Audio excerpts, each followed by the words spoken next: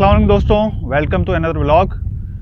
आखिरकार मौका मुझे मिल गया अपनी बाइक का रिव्यू बनाने के लिए। बहुत सारे लोग मुझे कह रहे थे कि यार आपने ये बाइक CB ली है, YBR क्यों बेची, CB आपने क्यों ली, तो इसका हमें रिव्यू दें। और सेकंड, आपने CB 150 क्यों सेलेक्ट की, आपने GS 150 नहीं ली, GR 150 नहीं ली, ये ऑप्शन भी मार्केट में अवेलेबल थे, तो आप CB की तरफ क्यों गए, तो ये भी मैं इंशाल्लाह आपको बताऊँगा। और इसके अलावा YBR और CB में क्या डिफरेंस है वो भी आपको इंशाल्लाह बताऊंगा। अच्छा, सबसे पहले तो मैं आपको ये बताता चलूं कि YBR अल्हम्दुलिल्लाह मैंने 3 साल रखी है अपने पास, और मैं उससे समझें ऑलमोस्ट हर लिहाज से उससे मुतमईन था। उस बाइक से मुझे कोई इशू नहीं था उस बाइक के अंदर। उसका जो कंफर्ट है वो इतना बेहतरीन था, क्योंकि मैं YBR के ऊपर आया था GS 150 से स्विच होके। GS 150 मेरे पास 4 साल रही है, और उस बाइक के अंदर इंतहाई अनकंफर्टेबल बाइक थी वो। इवन मैंने उसकी सीट में भी मॉडिफिकेशन करवाई थी, और उसके अलावा बहुत सारी और मॉडिफिकेशन करा रखी थी उसके अंदर। लेकिन वो जो GS 150 थी उसके अंदर मुझे ज़रा सा भी कंफर्ट फील नहीं होता था, और कभी मैं उस बाइक के साथ सोच भी नहीं सकता था कि यार किसी लंबे ट्रिप पे जाऊँ। YBR पे मैं शिफ्ट हुआ तो एक मेरे अंदर कॉन्फिडेंस पैदा हुआ, क्योंकि एक कंफर्टेबल बाइक जब आप चलाते हैं तो आपको इस चीज़ का इत्मीनान होता है कि यार मैं लॉन्ग से लॉन्ग ट्रिप उसके ऊपर कर सकता हूँ। थकाती नहीं है वो बाइक, वाइब्रेशंस नहीं है उसके अंदर, स्मूथ बाइक है, और उसकी सस्पेंशन बहुत सॉफ्ट है।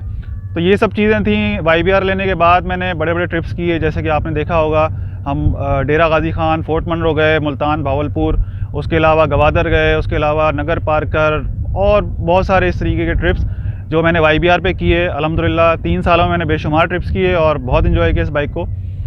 अब 3 साल बाद मुझे जो उसके अंदर कमी फ़ील हो रही थी उस बाइक के अंदर, वो थी सिर्फ टॉप स्पीड। उस बाइक के अंदर टॉप स्पीड नहीं थी, इसलिए मैं चाह रहा था कि यार बाइक चेंज करूं। ख्वाहिश मेरी ये थी कि मैं एटलीस्ट जो है 250 सीसी बाइक के ऊपर जाऊं, लेकिन अनफॉर्चुनेटली मेरा अभी इस वक्त बजट नहीं था। आपने लास्ट अगर मेरे पेज का फॉलो करते हैं तो उसमें मैंने पोस्ट भी डाली थी कि 7 लाख की रेंज के अंदर हमारे पाकिस्तान में कौन सी अच्छी बाइक है। तो बहुत सारे लोगों ने उसके अंदर अपनी सजेशंस दी थी कि RX1 है, RX3 है, और इसी तरीके से आपकी और बाइक्स हैं जो इस 7 लाख की रेंज में वो कह रहे थे आ जाएंगी। लेकिन हकीकत ये है कि न्यू बाइक की तरफ अगर आप जाते हैं तो इस वक्त 200 से लेकर 250 सीसी तक की जो चाइनीज़ बाइक्स हैं वो 8.5 लाख से लेकर 10 लाख के दरमियान आ रही हैं। और इस वक्त अभी रिसेंटली एक सुजुकी ने अपनी जो इनाजुमा एजिस है 250 सीसी, उसके कुछ यूनिट्स लिमिटेड वो सेल कर रहे हैं, तो वो भी इस वक्त जो है वो 9.5 लाख रुपए के ऊपर पहुंची हुई है। तो इतना मेरा बजट नहीं था, इसलिए मैं अपनी ख्वाहिश तो पूरी नहीं कर सका, लेकिन एटलीस्ट मैंने कहा चलो एक थोड़ा अच्छा चेंज लेकर आते हैं और एक 150 सीसी बाइक की तरफ चले जाते हैं। तो इसलिए फिर मैंने YBR अपनी सेल करी और ये CB ले ली। अच्छा, मार्केट में GS 150 तो मैंने जैसे आपको बता चुका हूँ ऑलरेडी, मैं 4 साल चला चुका हूँ उसको।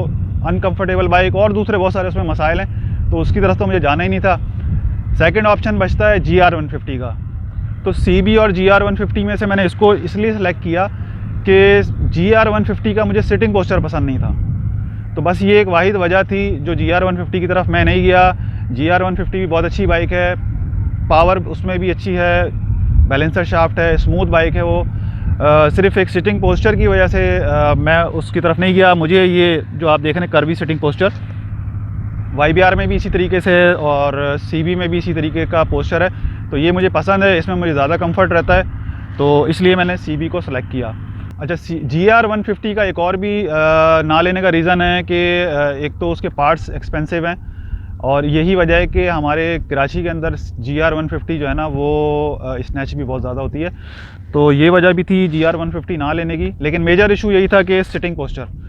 उसके अलावा ये 2 चीज़ें खैर इतना मैटर नहीं करती, क्योंकि नई बाइक लेते हुए आपको फ़ौरन ही खर्चा करना नहीं होता उसके ऊपर, साल 1.5 साल आप सुकून से चलाते हैं उसको। As compare to GR, parts इसके भी महंगे हैं, लेकिन इतने ज़्यादा महंगे नहीं हैं जितने GR के महंगे। और अगर मैं इसको कंपेयर करूं CB 150 को अपनी YBR से, तो बहुत बड़ा डिफरेंस नहीं है दोनों में। जैसे कि YBR में लोग कहते हैं अंडर पावर है, तो भाई 125 सीसी के अंदर जितनी पावर होनी चाहिए उतनी उसके अंदर पावर है। और ये 150 सीसी कैटेगरी की बाइक है, तो इसके अंदर भी उतनी ही पावर है जितनी भाई एक 150 सीसी में पावर होनी चाहिए। हम एक्सपेक्ट करते हैं कि यार हमारे पास बाइक 125 और 150 हो और पावर उसके अंदर जो है वो 250-500 सीसी बाइक की हो, तो ये बेवकूफ़ वाली बात है। जितनी इसकी कैपेसिटी उतनी इनके अंदर पावर मौजूद है। अच्छा, इसके अंदर YBR से थोड़ी बेटर पावर है। YBR में जैसे अगर आप डबल में बिठाएंगे तो वो इनिशियल टॉर्क में भी बैठ जाती है, वो उस तरह नहीं उठती। इस बाइक को आप डबल भी बिठा लें, वेट डाल दें इसके ऊपर अच्छा, तो तब भी ये इसका इनिशियल टॉर्क बहुत अच्छा है, बाइक पावरफुली उठती है। सेकंड, कंफर्ट की बात करूं तो कंफर्ट इसके अंदर मुझे पर्सनली, जो मैं अभी एक हफ्ते से इस बाइक को चला रहा हूँ, YBR से ज़्यादा मुझे इसके अंदर कंफर्ट फील हुआ। उसकी दो वजूहत हैं। एक तो इसका इंजन जो है वो उस तरह नॉकिंग नहीं करता जिस तरह YBR का इंजन नॉकिंग करना शुरू हो जाता है। सेकंड, इसकी जो बैलेंसर शाफ्ट है इसके अंदर, तो ये उससे भी ज़्यादा स्मूथ है बाइक, YBR से भी ज़्यादा। वाइब्रेशन उसमें भी कोई नहीं होती थी, लेकिन उसके इंजन की शोर की वजह से जो है ना कहीं आपको फील होता है कि यार बाइक में से आवाज़ आ रही है। इसके अंदर वो भी चीज़ नहीं है, ना इसके अंदर इंजन की आवाज़ है, ना इसके अंदर कोई वाइब्रेशन है। तो बहुत स्मूथ बाइक है। सीट इसकी चौड़ी है, सीटिंग पोस्चर इसका बहुत अच्छा है। और YBR की थोड़ी सी हाइट ऊंची है, इसकी हाइट नीची है, तो मेरे दोनों पैर इजीली इसके अंदर रख जाते हैं। तो ये भी एक रीज़न है कि इसके अंदर मुझे कंफर्ट ज़्यादा लगा और मुझे ये बाइक बहुत पसंद आई अल्हम्दुलिल्लाह। मैं इस बाइक को लेने के बाद ये सोच रहा था कि यार मैंने इतना डिले क्यों कर दिया। मेरे जितने भी दोस्त हैं वो सारे जिनके पास YBR थी, वो सब YBR से CB पे मूव हो चुके थे और मुझे कई दफ़ा उन्होंने फोर्स किया कि यार आप भी जो है YBR बेच के CB पे आ जाओ, लेकिन मैं टालता रहा। मैंने कहा यार मुझे कोई बाइक से इशू नहीं है, मैं क्यों बिला वजह उसको बेच के मैं CB पे आऊँ। तो अल्हम्दुलिल्लाह ये बाइक अब मैंने परचेज़ कर ली फाइनली और मैं खुश हूँ इससे। अच्छा, इसके अंदर कुछ इश्यूज़ हैं जो लोग हाईलाइट करते हैं इस बाइक के हवाले से। सबसे मेजर इशू इंजन स्मोक का। अच्छा, इंजन स्मोक वाला इशू जो है वो शुरू की बाइक्स में बहुत ज़्यादा था।